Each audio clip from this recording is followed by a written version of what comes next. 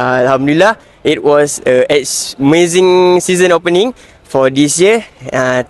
Paling penting saya dah buat yang terbaik on this competition. Macam mana dapat kalahkan Jonathan Nepa, Khairul Hafiz Jantan, semua senior-senior macam mana?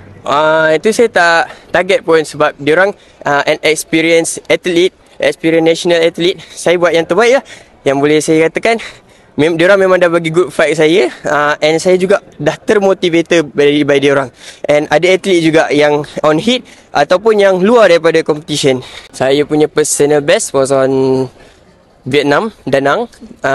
That competition was ASEAN School Game, and the time was 10.47, my personal best.